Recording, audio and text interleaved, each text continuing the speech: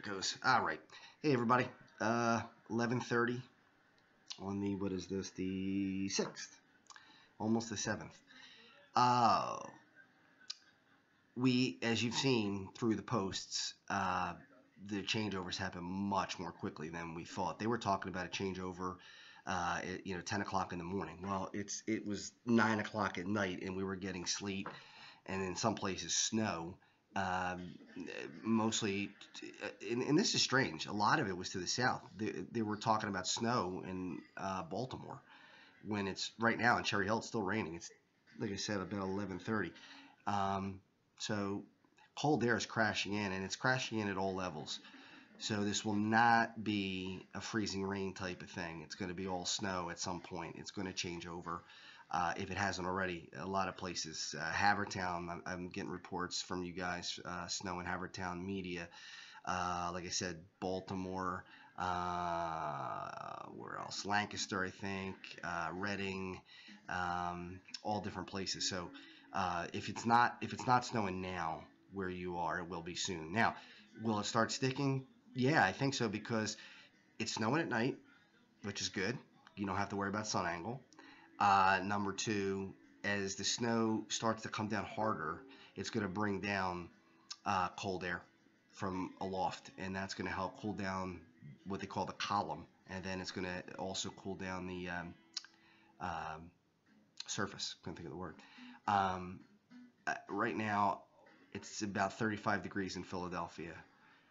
That wasn't supposed to be. It's dropping pretty quickly.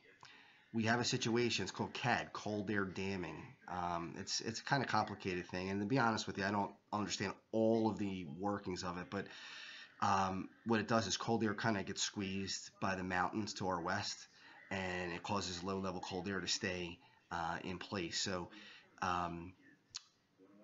that is going to be helpful if you're looking for snow.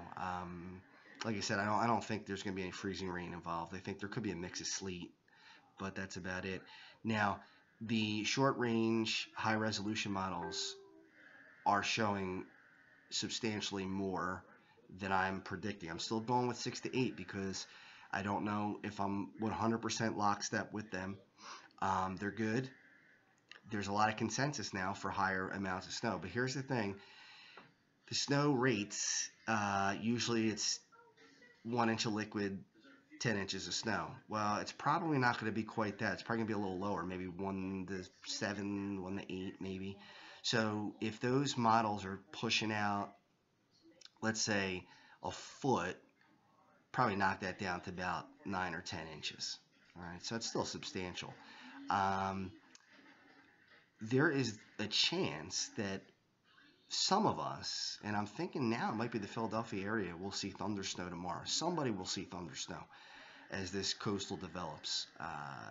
Predicting where thunder snow is going to be is virtually impossible. You could give a range. You could say, well, it could be Delaware County, Montgomery County, Bucks County, Philadelphia County, or into New Jersey, where I am in Camden County, Burlington County, right to my west and north. But you couldn't possibly know where that's going to set up exactly. Now, where that sets up, well, that could bring in a lot more snow in some places. Now, if you get thunder snow in, let's say, Philadelphia, well, Philadelphia could wind up with 15 inches of snow if it sticks, which I think it will now. Whereas places around there may only get 8 or 9 or 10.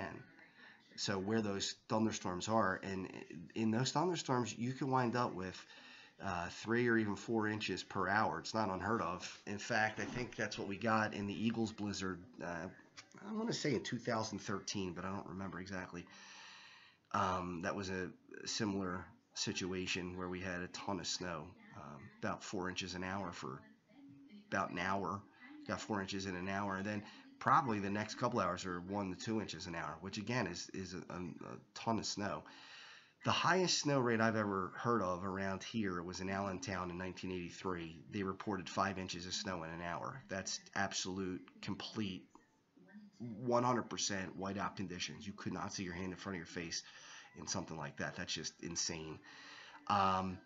Winds are going to be an issue again. They're not going to be as bad as they were Friday. Friday was horrific. You had winds. I think Cape May reported at not 90, 71 mile an hour wind, and in Massachusetts, I think someplace recorded a 92, something like that. So they had over 90 up there. Philadelphia is probably in the 50s and 60s. Gusts probably 65, 60. This time the winds will be gusting at 40, 45, down the shore 50. I'm going to use the B word, blizzard. Some places will see blizzard conditions. Now, it will not be a full-fledged blizzard because the temperatures are not going to be cold enough to be a blizzard, I think. And I'm trying to go off the top of my head here. I think the temperature has to be 25 or below, unless they got rid of that stipulation. I don't remember exactly what they change it so often. But blizzard conditions, at least, will occur somewhere. It could be Philadelphia. It could be just to the west of Philadelphia in Delaware County, Montgomery County, or Chester County. There's a chance it could even be in Jersey. I'm hoping for it here. I'd like to see it. It's a really neat thing. I've seen it, I think about, I want to say twice, thunder, snow, and it's incredible.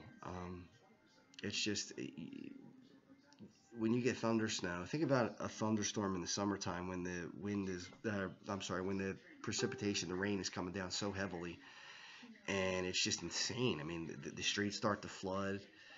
Well, when you do that with snow, it doesn't have time to melt. It just starts piling up on top of each other. So on highways, especially, I one time was coming home from college, and the Blue Route was literally covered. I mean, and it wasn't just covered. There was a pile up of snow. There must have been about 3 or 4 inches of snow. There were tracks in the snow. So that's a lot. And just last year, I was up in Toronto. I drove home from Toronto through New York, and it turned out it was a lake effect storm. It turned out that they got 56 inches of snow, and I drove right through that before it was 56 inches, but it was a whiteout, and the highways were completely covered. And again, it was piled up, not just covered, not just slick. And when you were driving through mounds of snow, it was incredible. That could happen tomorrow. Depends on where that heavy snow sets up, where the heavy bursts of snow. But I think everyone's going to see heavy snow. Because it's starting earlier and the temperatures are dropping, I think we're going to have a substantial amount of snow. Again, I'm still going to go with 6 to 8. Tomorrow morning, I'll look again and see if I have to bump that up. But at this point, I can't. I don't want to just jump and say, hey, let's have a knee-jerk reaction to the models. But yeah, the high-resolution models, which are fairly good, and there's a lot of consensus, are saying that we could get a substantial amount of snow, possibly a foot. Again, still going with 6 to 8, but a foot is not out of the question, and in some places more. I would not be surprised to see somebody hit 20. Again, most likely north and west.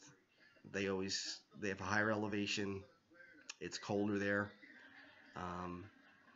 Poconos have a shot at it. And in the mountains, a lot of times the atmosphere kind of wrings itself out. So with the at upper levels, a lot of times you can kind of really get a little extra out of the precipitation. Down the shore, it's iffy. I think you're going to see a lot of sleet at some point. You're certainly not going to be all snow. But in the Philly area, again, 6 to 8, but I might have to bump that up. Now, interesting enough, the NAM model that ran tonight, the 18Z, it had, I think somebody said, and I read this somewhere, I don't remember where, I think it was on the Weather Enthusiasts website, which is on Facebook, fantastic place, really a lot of great meteorological minds there. Not all pros, some of them are amateurs, some of them are kids that are going through school. They're great, they're really great. So if you get a chance to see that page, I would advise it. But in any event, I think that's where I saw this, that the NAM had 3 reconnaissance flights that went through it. So there was a ton of extra information in there, and that NAM run bumped up the snow totals dramatically, and the rates for tomorrow. So that's something to keep in mind too. You guys have been fantastic. I really, really appreciate all of you. I appreciate your observations. I appreciate your support, and I'm really happy to have you. And just keep on with me, and I'll do the best I can. And I think that. Oh, before I forget, one more thing: the power outages are going to be a problem. When you have heavy wet snow, it clings to the wires, it clings to the trees.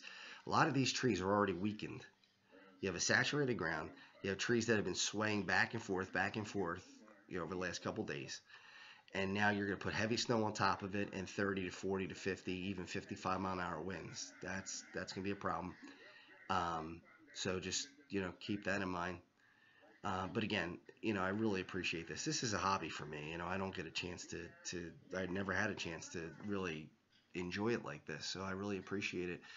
And, keep the observations coming. Like I said, I'm going to try to answer as much as I can. I get a lot going on. I'm working on my charity right now, and I have work for my business, my training business that I run. And I work out every day, so a lot going on, kids and all that good stuff. So I'll try to be as available as I can. And again, thanks so much. I'll talk to you guys real soon.